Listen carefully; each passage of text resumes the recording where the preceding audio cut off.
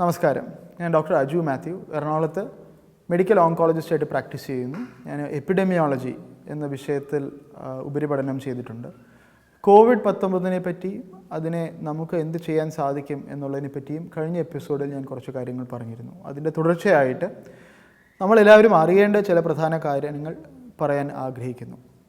കഴിഞ്ഞ എപ്പിസോഡിൽ ഞാൻ നിർത്തിയത് എന്തുകൊണ്ടാണ് വിദേശ രാജ്യങ്ങളിൽ മരണനിരക്ക് കൂടുകയും ചെയ്തത്, എന്തുകൊണ്ടാണ് മിഡിൽ ഈസ്റ്റിലൊക്കെയും വളരെയധികം ചെറുപ്പക്കാർ മരിക്കുന്നതായിട്ട് നമ്മൾ വാർത്തകൾ വായിക്കുന്നു എന്നതിനെപ്പറ്റി സംസാരിച്ചുകൊണ്ടാണ്. അതിന് പ്രധാന കാരണം ഈ രാജ്യങ്ങളിൽ ചൈനയിലുമായിട്ടുള്ള ധാരാളം വ്യാപാരവും യാത്രയും ഒക്കെ നടക്കുന്നത് കാരണം നമ്മളൊക്കെ മനസ്സിലാക്കുന്നതിന് മുൻപ് തന്നെ ഇൻഫെക്ഷൻ അങ്ങോട്ടേക്ക് വ്യാപിക്കുകയും ധാരാളം ആളുകൾക്ക് ഒരേ സമയം ഈ വൈറസ് ഇൻഫെക്ഷൻ വരികയും ചെയ്തു. അതിലൂടെ പെട്ടെന്ന് ഹെൽത്ത് കെയർ ഫെസിലിറ്റീസ്, ഹോസ്പിറ്റലുകൾ, ക്ലിനിക്കുകളൊക്കെ ഓവർലോഡ് ആകുകയും യഥാർത്ഥത്തിൽ കാര്യമായി ചികിത്സ വേണ്ടുന്നവർക്ക് അങ്ങനെ ചികിത്സ കിട്ടാതെ വരികയും ചെയ്യുന്ന സാഹചര്യമുണ്ടായി.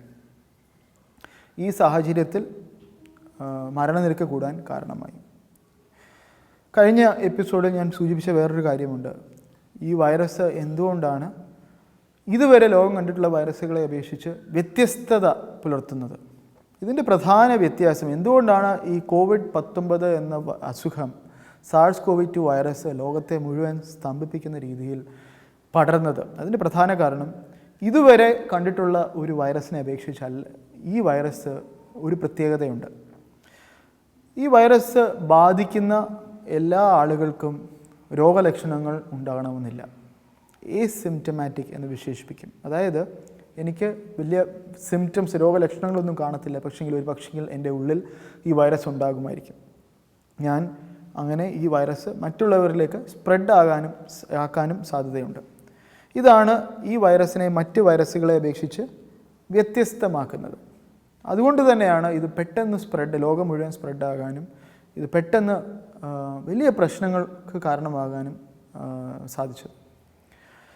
ഇത് ഇന്ത്യയിലേക്ക് വന്നിട്ടുണ്ട് എന്ന് നമുക്കിപ്പോൾ അറിയാം. നമ്മൾ ആദ്യം കരുതി ഇന്ത്യയുടെ ചൂടും ഇന്ത്യയുടെ ഹ്യൂമിഡിറ്റിയും നമ്മുടെ ഇമ്മ്യൂണിറ്റി പവറും നമ്മുടെ പണ്ട് ലഭിച്ചിരിക്കുന്ന വാക്സിൻസും നമ്മുടെ സ്ട്രോങ് ആയുർവേദവും നമ്മുടെ ജീവിതശൈലിയുമൊക്കെ ഈ വൈറസിനെ നമ്മളെ ബാധിക്കുന്നതിൽ നിന്ന് അലട്ടാൻ സാധിക്കുന്നു. എന്നാൽ ഈ വൈറസ് ഇപ്പോൾ ഇന്ത്യയിലെ പ്രധാന പട്ടണങ്ങളിൽ, നഗരങ്ങളിൽ പെട്ടെന്ന് വളരെ ഗുരുതരമായ രീതിയിൽ സ്പ്രെഡായിക്കൊണ്ടിരിക്കുന്ന ഒരു സാഹചര്യമാണ്. ഈ സാഹചര്യത്തിലൂടെ നമ്മൾ മനസ്സിലാക്കുന്നത് ലോകത്തിൽ ഒരാൾ പോലും ഈ വൈറസിൽ നിന്ന് ഇമ്മ്യൂണിറ്റി ഇല്ല എന്നുള്ളത് തന്നെയാണ്. അതുകൊണ്ട് എല്ലാവരും സൂക്ഷിക്കേണ്ടുന്നത് തന്നെയാണ്. വേറൊരു കാര്യം ഓർക്കേണ്ടത്, ഈ വൈറസ് നമ്മുടെ നാട്ടിലേക്ക് വ്യാപിച്ചു കഴിഞ്ഞാൽ നമ്മുടെ ജനപ്പാർപ്പ് മറ്റ് രാജ്യങ്ങളെ അപേക്ഷിച്ച് കൂടുതലായതിനാൽ വളരെ സ്പീഡിലായിരിക്കും ഇത് സ്പ്രെഡാകുന്നത്. ഒരാളിൽ നിന്ന് മറ്റാളിലേക്ക് സ്പീഡിലായിരിക്കും മറ്റ് നാടുകളെ അപേക്ഷിച്ച്. വേറൊരു കാര്യം കൂടെ ഓർക്കേണ്ടത്, നമ്മുടെ നാട്ടിൽ ഹെൽത്ത് കെയർ ഫെസിലിറ്റീസ് വിദേശ രാജ്യങ്ങളെ അപേക്ഷിച്ച് അത്രയധികം മികച്ചതല്ലാത്തത് കൊണ്ട് ഇവിടെ മരണനിരക്ക് കൂടാനുമുള്ള സാധ്യതയുണ്ട്.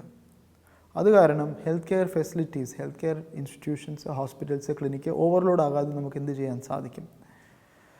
പ്രധാനമായിട്ടും ഇത് എങ്ങനെ തടയും, എങ്ങനെ കോവിഡ് ഇൻഫെക്ഷൻ വരാതെ നമുക്ക് പ്രിവെൻറ്റ് ചെയ്യാൻ സാധിക്കുമെന്നുള്ളതാണ് ഓർക്കേണ്ടത്. ഞാൻ ചില ഇമ്പോർട്ടൻ്റ് കാര്യങ്ങൾ ഇവിടെ സൂചിപ്പിക്കാം. അതിൽ ഏറ്റവും പ്രാധാന്യം അർഹിക്കുന്ന കാര്യമാണ് മാസ്കിൻ്റെ ഉപയോഗം. ഇതിനെപ്പറ്റി വേൾഡ് ഹെൽത്ത് ഓർഗനൈസേഷൻ, ലോകാരോഗ്യ സംഘടനയ്ക്ക് മാസ്ക് അസുഖമുള്ളവർ മാത്രം ഉപയോഗിച്ചാൽ മതി എന്നുള്ളതായിരുന്നു അവരുടെ ആദ്യത്തെ ചിന്ത. എന്നാൽ അവരൊക്കെ ചിന്തിക്കുന്നതിന് മുൻപ് തന്നെ പല ഡോക്ടർമാരും, ഞാൻ ഉൾപ്പെടെ, മാർച്ച് മാസം അവസാനം തന്നെ ഒരു ഫോർമുല ഉണ്ടാക്കി. അതായത് ലോകത്തിലെ എല്ലാവരും ഈ വൈറസ് വ്യാപിക്കുന്ന ഈ സാഹചര്യത്തിൽ മാസ്ക് ഉപയോഗിക്കുകയാണെങ്കിൽ ഒരു പരിധിവരെ ഇതിൻ്റെ നാശം കുറയ്ക്കാൻ സാധിക്കുമെന്നുള്ളത് ഞങ്ങൾ പലരും ഇതിനെപ്പറ്റി സംസാരിക്കുകയും ചെയ്തു. അത് കേരള സർക്കാർ മാനിക്കുകയും ഇന്ത്യ ഗവൺമെൻറ് ഡിക്ലെയർ ചെയ്യുന്നതിന് മുൻപായിട്ട് തന്നെ കേരള സർക്കാർ നമ്മുടെ നാട്ടിൽ എല്ലാവരും, രോഗമുള്ളവർ മാത്രമല്ല എല്ലാവരും മാസ്ക് ധരിക്കണം എന്ന് പറയുകയും ചെയ്തു. അതിന് കാരണം ഈ വൈറസ് വ്യാപിക്കുന്നത് പ്രധാനമായിട്ടും ഡ്രോപ്ലെറ്റ് ഇൻഫെക്ഷനിലൂടെയാണ്. ഞാൻ സംസാരിക്കുമ്പോഴോ പാടുമ്പോഴോ അല്ലെങ്കിൽ ഞാൻ ചുമയ്ക്കുമ്പോഴോ തുമ്മുമ്പോഴോ, പ്രത്യേകം ഓർക്കുക, ചുമയ്ക്കുമ്പോഴോ തുമ്മുമ്പോഴോ മാത്രമല്ല, ഉറക്കെ സംസാരിക്കുമ്പോഴോ അല്ലെങ്കിൽ ശ്വസിക്കുമ്പോഴോ പോലും ഡ്രോപ്ലെറ്റുകൾ, വൈറസ് വഹിക്കുന്ന ചെറിയ ഡ്രോപ്ലെറ്റുകൾ പുറത്തേക്ക് വരാൻ സാധ്യതയുണ്ട്. അപ്പോൾ ഒരു മാസ്ക് ഇടുകയാണെങ്കിൽ ആ പുറത്തേക്ക് ഞാൻ ഉണ്ടാക്കുന്ന ഡ്രോപ്ലെറ്റുകളുടെ എണ്ണം കുറയ്ക്കുവാനും എൻ്റെ മുന്നിൽ നിൽക്കുന്ന ഒരാൾക്ക് ആ ഡ്രോപ്ലെറ്റുകൾ അവരുടെ ശ്വാസകോശത്തിലേക്ക് കയറുന്നത് തടയാനും സാധിക്കും. അങ്ങനെ മാസ്കുകൾ ധരിക്കുകയാണെങ്കിൽ, എല്ലാവരും മാസ്കുകൾ ധരിക്കുകയാണെങ്കിൽ, അതായത് രോഗമുള്ളവർ മാത്രമല്ല, രോഗലക്ഷണങ്ങളുള്ളവർ മാത്രമല്ല, രോഗമില്ലാത്തവരും രോഗലക്ഷണങ്ങളില്ലാത്തവരും മാസ്ക് ധരിക്കുകയാണെങ്കിൽ നമ്മുടെ സമൂഹത്തിൽ ഈ വൈറസിൻ്റെ സ്പ്രെഡിൻ്റെ റേറ്റ് കുറയ്ക്കാൻ നമുക്ക് സാധിക്കും. ഇവിടെ പ്രത്യേകമായിട്ട് ഓർക്കേണ്ട ഒരു കാര്യമുണ്ട്. നമ്മൾ പുറത്തിറങ്ങി നടക്കുമ്പോൾ നോക്കാം, പലരും മാസ്ക് ധരിക്കുന്നുണ്ട്, പക്ഷേ കറക്റ്റായിട്ടല്ല ധരിക്കുന്നത്. എങ്ങനത്തെ മാസ്ക് ഉപയോഗിക്കണം? സാധാരണ തുണി കൊണ്ടുണ്ടാക്കുന്ന മാസ്ക് മതി. കൂടിപ്പോയാൽ വേണമെങ്കിൽ ഒരു സർജിക്കൽ മാസ്ക് ധരിക്കാം. ഞാനിവിടെ കൊണ്ടുവന്നിരിക്കുന്നത് പോലെ N95 എന്ന മാസ്ക് എല്ലാവരും ധരിക്കേണ്ട ആവശ്യമില്ല. അത് ചില ആളുകൾ, പ്രത്യേകിച്ച് ഡോക്ടർമാർ, നഴ്സുമാർ ഒക്കെ മാത്രം ധരിച്ചാൽ മതി. ഇങ്ങനെയുള്ളൊരു തുണി മാസ്ക് അല്ലെങ്കിൽ സർജിക്കൽ മാസ്ക് വൃത്തിയായി ഉപയോഗിച്ചതിന് ശേഷം അതെടുത്തിട്ട് ഇങ്ങനെ വെച്ച് ഇത് മൂക്കിൻ്റെ മുകളിലേക്ക് വെച്ച് താടിയുടെ കീഴ്ഭാഗത്തേക്കും വെച്ച് ഇവിടെ സീലുണ്ടോ എന്നുള്ളത് വെരിഫൈ ചെയ്യണം. ചുരുക്കം പറഞ്ഞു കഴിഞ്ഞാൽ ഈ മാസ്ക് വെക്കുന്നത്, ഞാനിപ്പോൾ പുറത്തിറങ്ങി നോക്കുമ്പോൾ ബഹുഭൂരിപക്ഷം ആളുകളും മാസ്ക് വെക്കുന്നത് എങ്ങനെയാണെന്ന് ഞാൻ പറയാം. അവർ വെക്കുന്നത് ഇങ്ങനെയാണ്. അപ്പോൾ ഇങ്ങനെ മാസ്ക് വെച്ചുകൊണ്ട് പ്രധാനമായിട്ട് ഒരു കാര്യം ഉണ്ടായി. എൻ്റെ എതിരെ വരുന്ന ആൾക്ക് എൻ്റെ വായിൽ നിന്ന് വരുന്ന ഡ്രോപ്ലെറ്റ്സുകൾ ശ്വസിക്കേണ്ട ആവശ്യം വരുന്നില്ല. പക്ഷെങ്കിൽ എതിരെ വരുന്ന ആളുകൾ കുറച്ച് ഡ്രോപ്ലെറ്റ്സുകൾ പുറത്തേക്ക് വരുവാണെങ്കിൽ, കുറച്ച് പുറത്തേക്ക് എങ്ങനെ ആയാലും വരും, മാസ്ക് ഇട്ടാലും മാസ്ക് ഇട്ടില്ലെങ്കിലും വരും, അത് നിങ്ങൾ ശ്വസിച്ച് അകത്തേക്ക് കയറ്റുകയാണ്. അപ്പോൾ നിങ്ങൾക്ക് പ്രൊട്ടക്ഷൻ വേണമെങ്കിൽ, പ്രത്യേകിച്ച് നിങ്ങൾ മറ്റുള്ളവരെ പ്രൊട്ടക്റ്റ് ചെയ്യണമെങ്കിൽ മാസ്ക് കറക്റ്റായിട്ട് മൂക്കിൻ്റെ മുകളിൽ തന്നെ വെക്കുക, താടിയുടെ കീഴ്ഭാഗം കൂടെ കവർ ചെയ്യുക. രണ്ടാമതായിട്ട് ഓർക്കേണ്ട കാര്യം, പലപ്പോഴും പല രോഗികളും എന്നെ ക്ലിനിക്കിൽ വന്ന് കാണുമ്പോഴും അല്ലെങ്കിൽ പുറത്ത് കടയിൽ നിൽക്കുമ്പോൾ എൻ്റെ അടുത്ത് സംസാരിക്കുകയാണെങ്കിൽ അവർ വന്നു കഴിഞ്ഞ് ഉടനെ ചെയ്യുന്നൊരു കാര്യമാണ് മാസ്ക് അങ്ങ് മാറ്റും, അല്ലെങ്കിൽ മാസ്ക് താഴോട്ട് വെക്കും. ഇങ്ങനെ മാസ്ക് താഴോട്ട് വെക്കുന്നതുകൊണ്ട് യാതൊരു കാര്യവുമില്ല. ഈ മാസ്കിൻ്റെ പ്രധാന ഉദ്ദേശം നിങ്ങൾ സംസാരിക്കുമ്പോൾ നിങ്ങളുടെ വായിലെ തുപ്പൽ, അതായത് ഡ്രോപ്ലെറ്റ്സ് മറ്റുള്ളവർക്ക് പുറത്തേക്ക് വരരുത് എന്നുള്ളതുകൊണ്ടാണ്. അതുകൊണ്ട് സംസാരിക്കുമ്പോൾ മാസ്ക് മാറ്റാതെ കറക്റ്റായിട്ട് മൂക്കിന് മുകളിൽ വെച്ച് തന്നെ സംസാരിക്കുക. ചിലപ്പോൾ ഉറക്കെ സംസാരിക്കേണ്ടി വരും, അത് സാരമില്ല, പക്ഷെങ്കിൽ മാസ്ക് മാറ്റാതെ സംസാരിക്കുക. ഇതിൻ്റെ പുറകുവശം കഴിയുന്നിടത്തോളം തൊടാതിരിക്കുക. ഇത് വൃത്തിയായിട്ട് കഴുകി, ക്ലോത്ത് മാസ്ക് ആണെങ്കിൽ കഴുകി സോപ്പ് വെള്ളത്തിൽ കഴുകി ഉപയോഗിക്കാം. ഉണക്കി അയൺ ചെയ്ത് വീണ്ടും ഉപയോഗിക്കാം, റീയൂസ് ചെയ്യാം. സർജിക്കൽ മാസ്ക് പലപ്പോഴും റീയൂസ് ചെയ്യുന്നത് നല്ലതല്ല. അത് വൃത്തിയായിട്ട് ഡിസ്പോസ് ചെയ്യുക. അത് അവിടെ എവിടെയും പരിസ്ഥിതി മലിനീകരണത്തിന് കാരണമാകാത്ത രീതിയിൽ ക്ലീനായിട്ട് ഡിസ്പോസ് ചെയ്യുക. ഒന്നാമത്തെ കാര്യം ഞാൻ പറഞ്ഞു, നമുക്ക് വ്യക്തിഗതമായി എന്ത് ചെയ്യാൻ സാധിക്കും? വ്യക്തിഗതമായി ചില കാര്യങ്ങൾ ചെയ്താൽ മാത്രമേ നമ്മുടെ സമൂഹത്തിന് ഗുണം കിട്ടത്തുള്ളൂ. സമൂഹത്തിന് ഗുണം കിട്ടിയാൽ മാത്രമേ നമ്മുടെ നാടിന് രക്ഷപ്പെടാൻ സാധിക്കത്തുള്ളൂ, മരണങ്ങൾ അവോയ്ഡ് ചെയ്യാൻ സാധിക്കത്തുള്ളൂ. കാരണം അൾട്ടിമേറ്റ്ലി അത് മാത്രമേ കാര്യമുള്ളൂ. എത്ര പേർക്ക് കോവിഡ് വന്നു എന്നുള്ളത് ഒരു ഇമ്പോർട്ടൻറ്റ് കണക്കേ അല്ല. പക്ഷെങ്കിൽ ഏറ്റവും ഇമ്പോർട്ടൻറ്റ് എത്ര മരണങ്ങൾ ഉണ്ടാകുന്നു, ആ മരണങ്ങൾ നമുക്ക് തടയാൻ സാധിക്കുമോ എന്നുള്ളതായിരിക്കും. അപ്പോൾ നിങ്ങളെ സംബന്ധിച്ച് നിങ്ങൾക്കൊരു ജീവിതം രക്ഷിക്കണമെങ്കിൽ ചെയ്യാവുന്ന നിസ്സാര കാര്യം ഒരു മാസ്ക് പ്രോപ്പറായിട്ട് കറക്റ്റായിട്ട് ഉപയോഗിക്കുക എന്നുള്ളതാണ്. രണ്ടാമത്തെ കാര്യം ഫിസിക്കൽ ഡിസ്റ്റൻസിങ്, ശാരീരിക അകലം പാലിക്കുക എന്നുള്ളത്. നിങ്ങളുടെ എതിരെ നിൽക്കുന്ന ആളിൽ നിന്ന് 1 മീറ്ററോ 2 മീറ്ററോ അകലെ നിന്ന് സംസാരിച്ചു കഴിഞ്ഞാൽ പലപ്പോഴും നിങ്ങൾ സംസാരിക്കുന്ന ഡ്രോപ്ലെറ്റ്സുകൾ, മാസ്ക് ഇടുകയാണെങ്കിൽ പോലും കുറച്ച് ഡ്രോപ്ലെറ്റുകൾ പുറത്തേക്ക് വരും. ഈ ഡ്രോപ്ലെറ്റുകൾ അവ 1 മീറ്ററോ 2 മീറ്ററോ അകലം വരെ സഞ്ചരിക്കണം എന്നില്ല. അത് മുകളിലോട്ട് പുറത്തോട്ട് വന്ന് അത് നിലത്ത് ലാൻഡ് ചെയ്യും, അല്ലെങ്കിൽ ഒരു ഡോറിൻ്റെ നോബിലോട്ട് പോകും, അല്ലെങ്കിൽ ഒരു കസേരയുടെ മുകളിൽ പോയി ലാൻഡ് ചെയ്യും. അപ്പോൾ ചെയ്യാവുന്നൊരു കാര്യം, മറ്റുള്ളവരിൽ നിന്ന് 1 മീറ്ററോ 2 മീറ്ററോ അകലം പാലിക്കുക. അതിന് ഫിസിക്കൽ ഡിസ്റ്റൻസിങ്, ശാരീരിക അകലം പാലിക്കുക എന്നുള്ളത് പറയും. മൂന്നാമത്തെ കാര്യം, നിങ്ങളുടെ സമൂഹത്തിൻ്റെ നന്മയ്ക്ക് വേണ്ടി, നിങ്ങളുടെ വ്യക്തിഗത നന്മയ്ക്ക് വേണ്ടിയും ചെയ്യാവുന്ന മൂന്നാമത്തെ കാര്യം, കൈകൾ വൃത്തിയായിട്ട് സൂക്ഷിക്കുക. ഒരു ദിവസം പല സമയത്തും സോപ്പിട്ട് കഴുകുക, അല്ലെങ്കിൽ ഞാനിപ്പോൾ കയ്യിൽ കരുതിയിരിക്കുന്നത് പോലെ ഒരു ഹാൻഡ് സാനിറ്റൈസർ എടുത്ത് അതിൻ്റെ കുറച്ച് കയ്യിലേക്ക് ഒഴിച്ച് നല്ല വൃത്തിയായിട്ട് കൈ ഇങ്ങനെ തിരുമ്മി, അതിൻ്റെ എല്ലാ ഭാഗത്തും തിരുമ്മി അത് ഉണങ്ങാൻ അനുവദിക്കുക. ഇങ്ങനെ പല പ്രാവശ്യം നമ്മൾ എവിടെയെങ്കിലുമൊക്കെ തൊടാൻ സാധ്യതയുണ്ട്. ഞാനിപ്പോൾ ഇവിടെ തൊട്ടിട്ട് എൻ്റെ മൂക്കിലോട്ട് കൈ വെക്കുന്നതിന് മുൻപായിട്ട് ഞാൻ കൈ നല്ല വൃത്തിയായിട്ട് ആൽക്കഹോൾ സാനിറ്റൈസർ വെച്ച് കഴുകുക, അല്ലെങ്കിൽ സോപ്പ് വെച്ച് കഴുകുക. അപ്പോൾ ഞാൻ പറഞ്ഞു, പലപ്പോഴും നമ്മളിങ്ങനെ ഡ്രോപ്ലെറ്റ്സുകൾ ഉൽപ്പാദിപ്പിക്കുമ്പോൾ, സംസാരിക്കുമ്പോൾ അത് പല സ്ഥലങ്ങളിലും പോയി വീഴും. കസേരയുടെ പിടിയിൽ, ഡോറിൻ്റെ ഹാൻഡിലിൽ. അത് വേറൊരാൾ വന്ന് തൊടാനും ഇവിടെ ഈ കസേരയിൽ പിന്നീട് വന്നിരിക്കുന്ന ആൾ അത് തൊടാൻ സാധ്യതയുണ്ട്. അപ്പോൾ അങ്ങനെ തൊടുന്ന ആൾ ഇവിടെ വൈറസ് ഇരിപ്പുണ്ടാകും. അത് പിന്നെ അത് മുഖത്തൊക്കെ അദ്ദേഹം തൊടുമ്പോഴോ അല്ലെങ്കിൽ ഭക്ഷണം കഴിക്കുമ്പോൾ മുഖം തലോടുമ്പോഴോ ഒക്കെ ചിലപ്പോൾ മുഖത്ത് മൂക്കിലും വായിലോട്ടൊക്കെ പോയിക്കൂടാകില്ല. അതുകൊണ്ട് പല പ്രാവശ്യം ഒരു ദിവസം കൈകൾ കഴുകുകയും വൃത്തിയായിട്ട് കൈകൾ സൂക്ഷിക്കുകയും ചെയ്യുക. ഈ 3 കാര്യങ്ങൾ ഓർക്കുകയാണ്, ഈ 3 കാര്യങ്ങൾ പാലിക്കുകയാണെങ്കിൽ ഒരു പരിധിവരെ നമുക്ക് വ്യക്തിഗതമായി ഈ കൊറോണ വൈറസ് നമ്മളെ ബാധിക്കുന്നതിൽ നമ്മളെ തന്നെ പ്രൊട്ടക്റ്റ് ചെയ്യാം. മാത്രവുമല്ല നമ്മുടെ സമൂഹത്തെ പ്രൊട്ടക്റ്റ് ചെയ്യാം. സാമൂഹിക നന്മയ്ക്കായിട്ട് ഒരു ജീവിതം രക്ഷിക്കാനായിട്ട് നമുക്ക് ചെയ്യാവുന്ന ചില കാര്യങ്ങൾ ഇതൊക്കെയാണ്. ഒന്നാമതായിട്ട് കറക്റ്റായിട്ട് മാസ്ക് ധരിക്കുക. 2 ശാരീരിക അകലം പാലിക്കാൻ ശ്രമിക്കുക. 3 കൈകൾ വൃത്തിയായിട്ട് കഴുകുക. ഇത്രയും കാര്യങ്ങൾ ചെയ്യുന്നത് എല്ലാവരും ഓർക്കണം. ഇങ്ങനെയാണെങ്കിൽ ഒരു സമൂഹത്തിൽ കൊറോണ വൈറസിൻ്റെ വ്യാപനം പെട്ടെന്ന് ദ്രുതഗതിയിൽ കൂടുന്നത് തടയാനും അങ്ങനെ ഹെൽത്ത് കെയർ ഫെസിലിറ്റീസ്, ഹോസ്പിറ്റലുകൾ, ക്ലിനിക്കുകൾ ഇവ ഓവർലോഡ് ആകുന്നത് തടയാനും നമുക്ക് സാധിക്കും. അങ്ങനെ സാധിക്കുകയാണെങ്കിൽ അത്യാവശ്യത്തിന് മെഡിക്കൽ ഹെൽപ്പ്, ഓക്സിജൻ എന്നിവ വേണ്ടുന്ന ആളുകൾക്ക്, വേണ്ടുന്ന രോഗികൾക്ക് അവ ലഭിക്കുവാനായിട്ട് നമുക്ക് ഫെസിലിറ്റി ഉണ്ടാക്കി കൊടുക്കുവാനായിട്ട് നമുക്ക് കഴിയും. അത് എല്ലാവരും പ്രത്യേകം ഓർക്കണം. വീണ്ടും ഒരു കാര്യം കൂടെ എനിക്ക് പറയാനുള്ളത്, രോഗലക്ഷണങ്ങളില്ലാത്ത ആളുകൾക്ക് ഈ കൊറോണ വൈറസ് ഉണ്ടായിക്കൂടാന്നില്ല. അതുകൊണ്ടാണ് എല്ലാവരും മാസ്ക് ധരിക്കുന്നത് കൊണ്ട് ഗുണമുണ്ട് എന്ന് പറയുന്നത്. ഇത് കാരണം ലോകാരോഗ്യ സംഘടന പോലും ഈ കഴിഞ്ഞ 2 ആഴ്ച മുൻപ് അവരുടെ ഗൈഡ് ലൈൻ തിരുത്തി. അവർ പറഞ്ഞു എല്ലാവരും മാസ്ക് ധരിക്കുന്നത് തന്നെയാണ് നല്ലത് എന്ന് അവരും അക്സെപ്റ്റ് ചെയ്തിരിക്കുന്നു. ഈ കൊറോണ വൈറസ് മൂലം നമ്മുടെ സമ്പദ് വ്യവസ്ഥ കാര്യമായി ഗുരുതരമായ പ്രയാസത്തിലേക്ക് കടന്നു പോയിരിക്കുകയാണ്. ഈ പ്രയാസം പലപ്പോഴും നമ്മൾ വിചാരിക്കും കൊറോണ വൈറസിനെ കാട്ടിലും വലിയ ദുരിതത്തിലേക്കാണല്ലോ കടന്നു പോകുന്നത് നമ്മുടെ സമൂഹം. ശരിയാണ്, ഒരു പരിധിയിൽ വളരെ കറക്റ്റായിട്ടാണ് അത് പറയുന്നത്. ഇൻഫെക്ഷൻ വ്യാപിക്കുന്നതിനോടൊപ്പം തന്നെ എക്കോണമിയും തകർന്നുകൊണ്ടിരിക്കുക.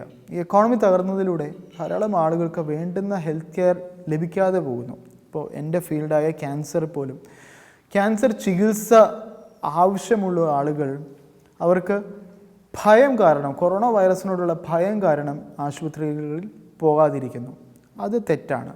ആശുപത്രികളിലും ക്ലിനിക്കുകളും ഡോക്ടർമാരും എല്ലാം കറക്റ്റ് പ്രിക്കോഷൻസ് എടുത്തുകൊണ്ട് തന്നെയാണ് ഇരിക്കുന്നത്. ഇൻഫാക്റ്റ് നമ്മൾ പഠനത്തിലേക്ക് ശാസ്ത്രീയമായിട്ടുള്ള പഠനത്തിലേക്ക് നോക്കുകയാണെങ്കിൽ ആശുപത്രിയിലൂടെ ഇത് സ്പ്രെഡ് ആകുന്നതിൻ്റെ നിരക്ക് വളരെ കുറവാണ് വീടുകളിൽ സ്പ്രെഡ് ആകുന്നതിനെ അപേക്ഷിച്ച്. ഹൗസ് ഹോൾഡുകളിലാണ് ഇത് കൂടുതലായിട്ട് സ്പ്രെഡ് ആകുന്നത്. അതുകൊണ്ട് നിങ്ങൾക്ക് ഒരു ഹെൽത്ത് കെയർ നീഡുണ്ട്, ഒരു ഹൃദയത്തിന് ഒരു പ്രയാസമുണ്ട്, ഒരു ക്യാൻസറിൻ്റെ അസുഖമുണ്ട്, അങ്ങനെ എന്തെങ്കിലും പ്രയാസങ്ങളുണ്ടെങ്കിൽ, രോഗം ഉണ്ടെങ്കിൽ ഡോക്ടറിനെ കാണുകയോ ഹോസ്പിറ്റൽ കെയർ എടുക്കുകയോ ചെയ്യണം.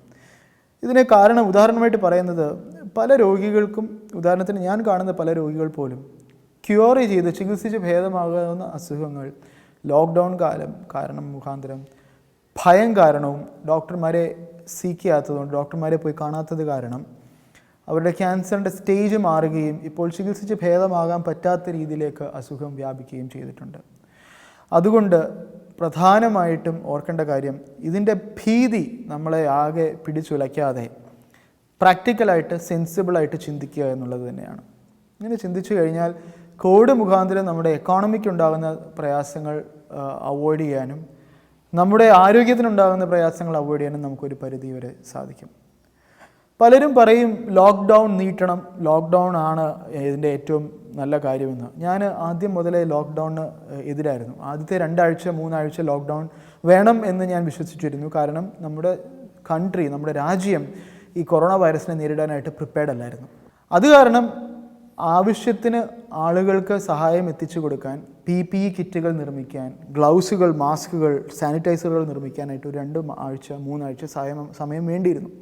അതിൽ കൂടുതൽ ലോക്ക്ഡൗൺ എക്സ്റ്റെൻഡ് ചെയ്യുന്നതിലൂടെ ധാരാളം വിനാശമാണ് ഉണ്ടായത്.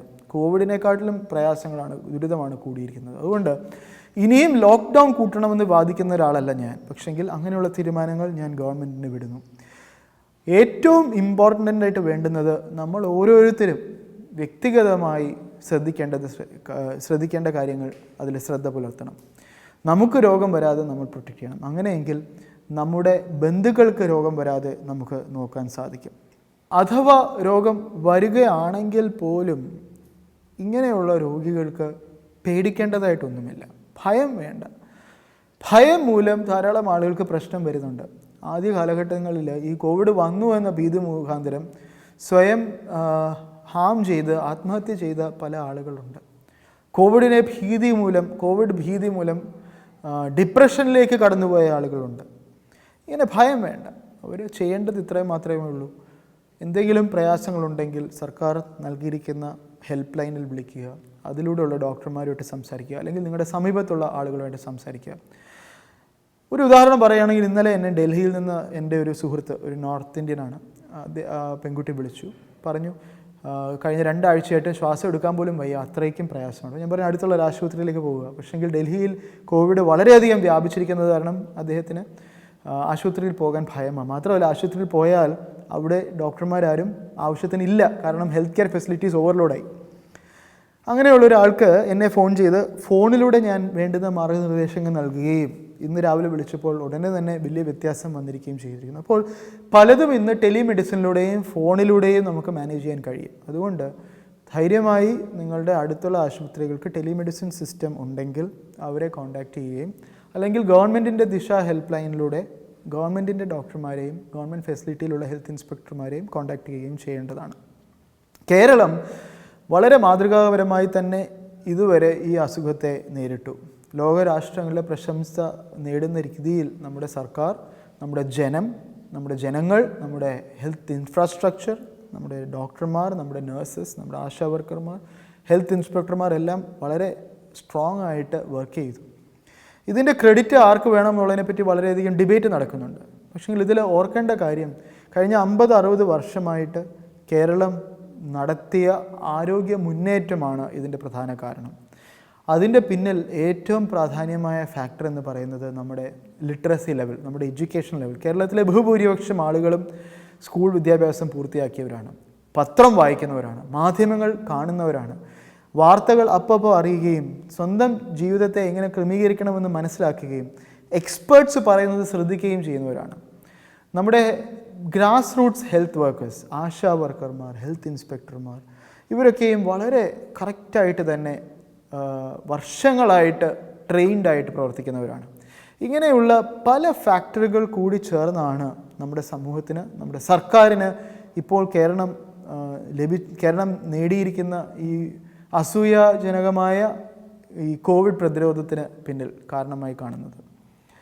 അത് തുടർന്നും നമുക്ക് മുന്നോട്ട് കൊണ്ടുപോകേണ്ടതാണ്. അതിന് ജനങ്ങളുടെ സഹകരണം തീർച്ചയായിട്ടും വേണം. ജനങ്ങളുടെ സഹകരണം എങ്ങനെ നടത്താൻ സാധിക്കും? പ്രധാനമായിട്ടും കോൺടാക്റ്റ് ട്രേസിംഗ് എന്ന വാക്ക് ഇവിടെ ഇമ്പോർട്ടൻ്റാണ്. ഒരു രോഗിക്ക് രോഗം വരികയാണെങ്കിൽ ആ രോഗി മുൻപേ സഞ്ചരിച്ച വഴികളും മുൻപേ ഇടപെട്ട ആളുകളെയൊക്കെയും ഇൻഫോം ചെയ്യേണ്ട ഉത്തരവാദിത്തമുണ്ട്. അങ്ങനെയുള്ളവർ അവരെ പ്രൈമറി കോൺടാക്ട്സ് എന്നും സെക്കൻഡറി കോൺടാക്ട്സ് എന്നൊക്കെ വിശേഷിപ്പിക്കും. ഒരു രോഗിയുമായിട്ട് ബന്ധപ്പെട്ടവർ, ആ ബന്ധപ്പെട്ടവരുമായിട്ട് ബന്ധപ്പെട്ടവർ, ഇങ്ങനെയുള്ളവരൊക്കെ സെൽഫ് ക്വാറൻറ്റൈൻ, വീടുകളിൽ അവർക്ക് റൂമുകളിൽ അധികം ആളുകളുമായിട്ട് ജനസമ്പർക്കമില്ലാതെ ഒഴിഞ്ഞ് ഒരു 2 ആഴ്ച വസിക്കുകയാണെങ്കിൽ, എങ്ങാനും അവർക്ക് ഈ രോഗം ബാധിക്കുകയാണെങ്കിൽ, രോഗലക്ഷണങ്ങളില്ലാതെ തന്നെ അവർക്ക് രോഗം ബാധിക്കുകയാണെങ്കിൽ, അവർ മറ്റുള്ളവരിലേക്ക് ഇത് പടർത്തുന്നത് കുറയ്ക്കാൻ നമുക്ക് സാധിക്കും. ഇങ്ങനെ കോൺടാക്റ്റ് ട്രേസിങ്ങും ക്വാറൻറ്റൈനും ഐസൊലേഷനും കൃത്യമായി നമ്മുടെ സമൂഹത്തിലുള്ള എല്ലാ ജനങ്ങളും കൃത്യമായി പാലിക്കുകയാണെങ്കിൽ നമുക്ക് ഇപ്പോൾ നമ്മൾ നേരിട്ടിരിക്കുന്ന ഈ വിപത്തിനെ നമ്മൾ കൈവരിച്ചിരിക്കുന്ന വിജയത്തോടുകൂടി തന്നെ നമുക്ക് മുന്നോട്ടും കൊണ്ടുപോകാൻ സാധിക്കും. സത്യസന്ധത, നമ്മുടെ നാടിനോടുള്ള കൂറ്, ഇതെല്ലാം ഇതിന് ഇമ്പോർട്ടൻ്റാണ്. ഇവിടെ നുണ പറയാനും ഓടി രക്ഷപ്പെടാനും ഒന്നും ശ്രമിക്കരുത്. ഭയപ്പെടേണ്ട ആവശ്യമില്ല. സർക്കാരും ജനങ്ങളും ഹെൽത്ത് ഇൻസ്പെക്ടർമാരും നമ്മുടെ ആത്മീയ ഗുരുക്കളും ആത്മീയ നേതാക്കന്മാരും സഭകളും ഒക്കെയും നിങ്ങളുടെ പിന്നിലുണ്ട്. അപ്പോൾ ഇതിന് സ്റ്റിഗ്മ, അന്യോന്യം പഴിചാരുകയോ ഒരു രോഗം വന്ന ആളിനെ തെറ്റായ ദൃഷ്ടിയിലൂടെ കാണുകയോ രോഗമുഖാന്തരം മരിച്ച ആളുകളുടെ ഡെഡ് ബോഡിയെ ആ ശവസംസ്കാര ചടങ്ങിനെ വികൃതമാക്കുന്ന രീതിയിൽ കൺസിഡർ ചെയ്യുകയോ സ്റ്റിഗ്മറ്റൈസ് ചെയ്യുകയോ ഒന്നും ചെയ്യാൻ പാടില്ല. അതിൻ്റെ ആവശ്യമില്ല എന്നുള്ളതാണ്. കാരണം പ്രധാനമായിട്ടും ഇത് പടരുന്നത് ജീവിക്കുന്നവരിലൂടെ തന്നെയാണ്. ഏസിംപ്റ്റമാറ്റിക്, രോഗലക്ഷണങ്ങളില്ലാത്തവരാണ് ഇത് പടർത്തുന്നത്. അതുകൊണ്ട് സമൂഹ നന്മയ്ക്കായിട്ട് നമുക്ക് ചെയ്യാവുന്ന കാര്യം, കേരളത്തിന് ഇത് ഇപ്പോൾ കൈവരിച്ചിരിക്കുന്ന ഈ നേട്ടം മുന്നോട്ടും കൊണ്ടുപോകാൻ സാധിക്കുന്നത് കോൺടാക്ട് ട്രേസിങ്ങിലൂടെയും ഐസൊലേഷനിലൂടെയും ക്വാറന്റൈനിങ്ങിലൂടെയുമാണ്. ലോക്ക്ഡൗണിലൂടെ അല്ല. നമ്മുടെ സമ്പദ് വ്യവസ്ഥ തിരിച്ചു കൊണ്ടുവരണം. സ്കൂളുകൾ തിരിച്ചു വരാൻ കുറച്ച് നാളുകൾ എടുത്തെന്നിരിക്കും, പക്ഷേങ്കിൽ ബാക്കി സമ്പദ് വ്യവസ്ഥ മുന്നോട്ട് തന്നെ പോകണം. അത് മുന്നോട്ട് പ്രയാസങ്ങളില്ലാതെ പോകണമെങ്കിൽ നമ്മൾ ഓരോരുത്തരും വ്യക്തിഗതമായി ചെയ്യേണ്ട ചില കാര്യങ്ങളുണ്ട്. ഞാൻ സൂചിപ്പിച്ചു, മാസ്കുകൾ എല്ലാവരും എപ്പോഴും ധരിക്കുക, കറക്റ്റായിട്ട് ധരിക്കുക, മൂക്കിൻ്റെ മുകളിൽ വെക്കുക, സംസാരിക്കുമ്പോൾ മാസ്ക് മാറ്റി വെച്ച് സംസാരിക്കാതിരിക്കുക, ശാരീരിക അകലം പാലിക്കാവുന്ന സാഹചര്യങ്ങൾ അത് പാലിക്കുക, കൈകൾ വൃത്തിയായിട്ട് സൂക്ഷിക്കുക, പല ദിവസത്തിൽ പല സമയത്തായിട്ട് കൈകൾ കഴുകുകയും വൃത്തിയായിട്ട് അത് സൂക്ഷിക്കുകയും ചെയ്യുക. ഇങ്ങനെ ചെയ്യുകയാണെങ്കിൽ നമ്മുടെ സമൂഹത്തിനെ ഈ വലിയ വിപത്തിൽ നിന്ന് നമുക്ക് രക്ഷിക്കാൻ നമുക്ക് സാധിക്കും. നമ്മൾ ഓരോരുത്തർക്കും അതിനൊരു ഉത്തരവാദിത്വമുണ്ട് എന്ന് നമ്മൾ ഓർക്കണം. പലരും എന്നോട് ചോദിക്കാറുണ്ട്, ഡോക്ടറെ, ഒരു ദൈവവിശ്വാസി എന്ന നിലയിൽ ഡോക്ടർ ഈ COVID-19 പ്രശ്നങ്ങൾ എങ്ങനെ കാണുന്നു എന്നുള്ളത്. വളരെ അധികം ഞാൻ ഇതിനെപ്പറ്റി ചിന്തിച്ചിട്ടുണ്ട്. ഇൻഫാക്റ്റ് ലോക്ക്ഡൗൺ ഒക്കെ വന്ന കാലഘട്ടത്തിൽ ജോലിക്ക് പോകുമ്പോൾ കാണുന്ന വിജനമായ വീഥികളും കടകളും എല്ലാം ഒഴിഞ്ഞു കിടക്കുന്ന, റോഡിൽ ആളുകളില്ലാത്ത അവസ്ഥ, ഇതെല്ലാം ബൈബിൾ ഒന്നുകൂടെ എന്നെ റിയലാക്കാൻ സാധിച്ചു. ബൈബിൾ വായിക്കുമ്പോൾ പലപ്പോഴും ബൈബിളിൽ പറയുന്ന പല കാര്യങ്ങളും എൻ്റെ കൺമുമ്പിൽ കാണുന്നു. നമ്മുടെ ലക്ഷ്യത്തിലേക്ക് എത്താനുള്ള നമ്മുടെ ആ ഒരു ഓട്ടവും എല്ലാം ദൈവം കടിഞ്ഞാണിട്ടു പെട്ടെന്ന്. ഇതിൽ നിന്ന് ഞാൻ മനസ്സിലാക്കുന്നൊരു കാര്യമുണ്ട്, എറ്റേണലായിട്ട് ഒരു ലക്ഷ്യം മാത്രമേ നമുക്ക് എല്ലാവർക്കും ഉള്ളൂ. നമ്മുടെ ജീവിതത്തിൽ നമ്മൾ എത്ര ഓടിയാലും നമ്മുടെ ജീവിതത്തെ പെട്ടെന്ന് സ്റ്റോപ്പ് ചെയ്യാനായിട്ട് കഴിയുന്ന പല സാഹചര്യങ്ങളും നമ്മുടെ ചുറ്റുമുണ്ട്. അത് ദൈവം നമുക്ക് തരുന്നതാകാം, ദൈവത്തിൻ്റെ അറിവോടുകൂടി സംഭവിക്കുന്നതാകാം. ലോകത്തിൻ്റേതായിട്ടുള്ള വഴികളിലൂടെ പോകുമ്പോൾ പലപ്പോഴും ഇതുപോലെയുള്ള പല കാര്യങ്ങളും നമ്മളെ കടിഞ്ഞാണിട്ട് നിർത്തും. എന്നാൽ ഓർക്കേണ്ട ഒരു കാര്യം, എറ്റേണിറ്റി, നിത്യതയിലേക്കുള്ള നമ്മുടെ ഓട്ടത്തിൽ ദൈവം നമ്മുടെ കൂടെ എപ്പോഴും ഉണ്ട് എന്നുള്ളൊരു വാക്കാണ്. അതുകൊണ്ട് ഈ കോവിഡ് കാലഘട്ടത്തിലും നമുക്ക് ദൈവവിശ്വാസത്തിൽ മുന്നോട്ട് പോകണം എന്ന് തന്നെയാണ് എൻ്റെ അഭിപ്രായം. അതിനോടൊപ്പം തന്നെ നമ്മുടെ ചുറ്റുമുള്ള മനുഷ്യരെ സ്നേഹിക്കുവാനും അവരെ കരുതുവാനും ദൈവം നമ്മളെ എടുത്ത് ഉപയോഗിക്കട്ടെ. പലരും ശാരീരികമായും സാമ്പത്തികമായും പ്രയാസങ്ങളിലൂടെ കടന്നു പോകുന്ന കാലഘട്ടമാണ് കോവിഡ്-19 കൂടുതൽ വിനാശമുണ്ടാക്കിയിരിക്കുന്ന സമ്പദ് വ്യവസ്ഥയിൽ, എസ്പെഷ്യലി ഇന്ത്യ പോലുള്ള രാജ്യത്തിൽ അനേകർക്ക് അവരുടെ നിത്യവൃത്തിക്കുള്ള വരുമാനം നഷ്ടപ്പെട്ടിരിക്കുന്നു. ഇങ്ങനെയുള്ള സാഹചര്യങ്ങളിൽ അന്യൻ്റെ ദുഃഖം കാണുവാനും അവരെ സഹായിക്കുവാനും അവരെ സപ്പോർട്ട് ചെയ്യുവാനും നമുക്ക് ഓരോരുത്തർക്കും കഴിയട്ടെ എന്ന് ഞാൻ ആശ്വസിക്കുന്നു. ദൈവസ്നേഹം ഈ കാര്യങ്ങളിൽ, ഈ സാഹചര്യങ്ങളിലൂടെ കടന്നു പോകുമ്പോൾ നമ്മുടെ ജീവിതത്തിലൂടെ നമ്മൾ കാണിക്കണം. നമ്മുടെ വിറ്റ്നസ്, നമ്മുടെ ടെസ്റ്റിമണി നമ്മുടെ പ്രവർത്തനങ്ങളിലൂടെയും മറ്റുള്ളവരോടുള്ള നമ്മുടെ കരുതലിലൂടെയുമാകട്ടെ. ഈ COVID-19 കാലഘട്ടം ഭയത്തോടെ നീങ്ങുവാനല്ല, പ്രത്യാശയോടുകൂടെ ഇരിക്കുവാനാണ് ദൈവം നമ്മിൽ നിന്ന് ആഗ്രഹിക്കുന്നത്. അതുകൊണ്ട് പ്രാർത്ഥനയോടുകൂടി, ദൈവവിശ്വാസത്തോടുകൂടി, ദൈവം നമുക്ക് തന്നിരിക്കുന്ന വിവേകവും ജ്ഞാനവും ഉപയോഗിച്ചുകൊണ്ടുകൂടി ദൈവസ്നേഹം മറ്റുള്ളവരിലേക്ക് എത്തിക്കാനുള്ള ആ ഒരു താല്പര്യത്തോടു കൂടി മറ്റുള്ളവരെ കരുതുവാനും നമ്മുടെ ജീവിതത്തെ മുന്നോട്ട് പോകാനും ദൈവം നമ്മളെ സഹായിക്കട്ടെ എന്ന് ആശംസിച്ചുകൊണ്ട് ഞാൻ എൻ്റെ വാക്കുകൾ നിർത്തുന്നു. നന്ദി.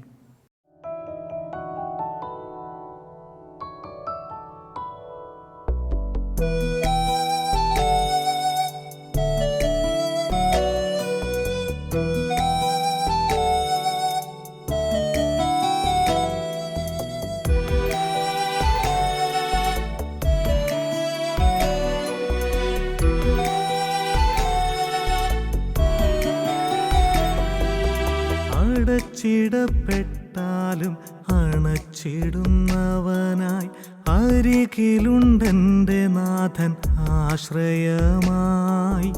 ആഴം കടക്കുവാൻ ആഴി കടക്കുവാൻ എന്നാത്മനാഥൻ കൂടെയുണ്ട്.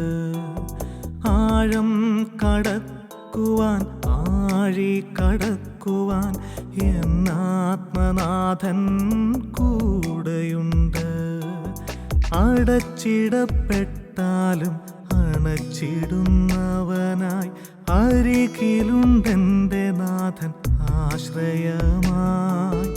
ആഴം കടക്കുവാൻ ആഴി കടക്കുവാൻ എന്നാത്മനാഥൻ കൂടെയുണ്ട്. ആഴം കടക്കുവാൻ ആഴി കടക്കുവാൻ എന്നാത്മനാഥൻ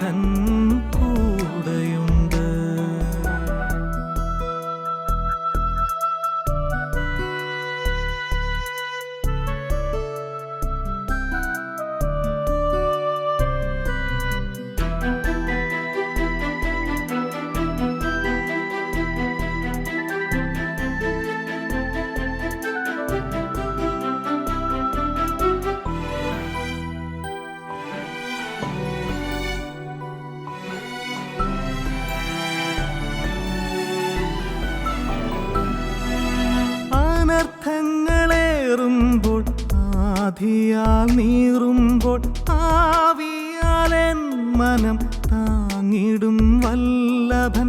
അനർത്ഥങ്ങളേറുമ്പോൾ ആധിയാൽ നീറുമ്പോൾ ആവിയാലെൻ മനം താങ്ങിടും വല്ലഭൻ. ബാധകളാകിലും പീഡകളാകിലും ബാധിക്കയില്ലിനി നാഥൻ തൻ താങ്ങതാൽ. ബാധകളാകിലും പീഡകളാകിലും ബാധിക്കയില്ലിനി നാഥൻ തൻ താങ്ങതാൽ. അടച്ചിടപ്പെട്ടാലും അണച്ചിടുന്നവനായി അരികിലുണ്ടെൻ്റെ നാഥൻ ആശ്രയമായി. ആഴം കടക്കുവാൻ ആഴി കടക്കുവാൻ എന്നാത്മനാഥൻ കൂടെയുണ്ട്. ആഴം കടക്കുവാൻ ആഴി കടക്കുവാൻ എന്നാത്മനാഥൻ കൂടെയുണ്ട്.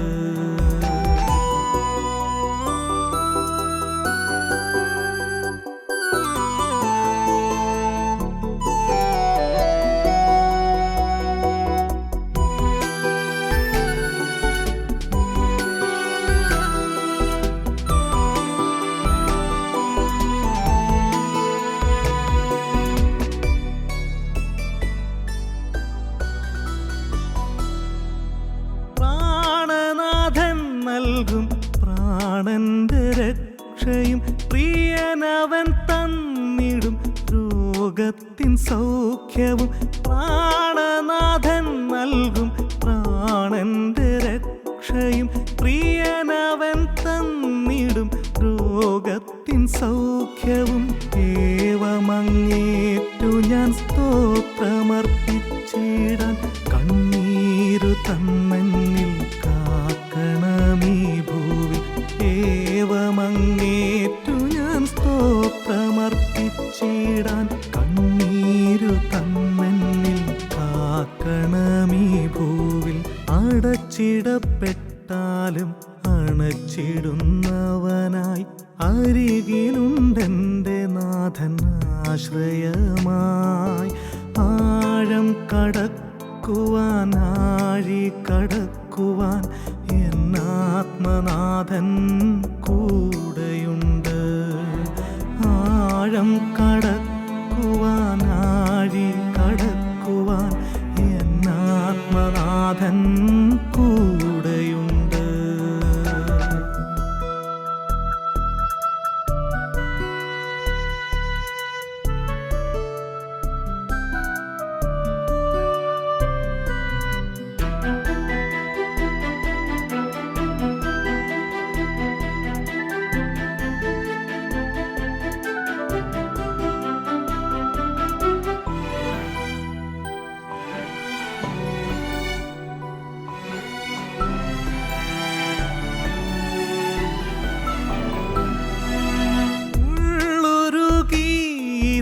ഇന്ന് നിൻ സവിധേ ഞാൻ സങ്കടത്തോടങ്ങു ചേർന്നു വന്നിടുമ്പോൾ ഉള്ളുരുകീതായിന്ന്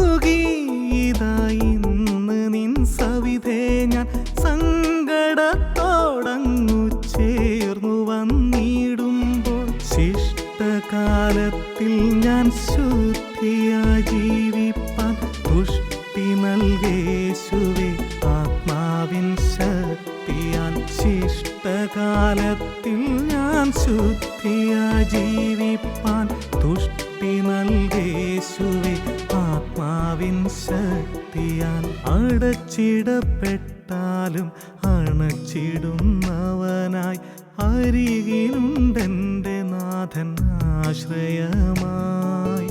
ആഴം കടക്കുവാൻ ആഴി കടക്കുവാൻ എന്നാത്മനാഥൻ കൂടെയുണ്ട്. ആഴം കടക്കുവാൻ ആഴി കടക്കുവാൻ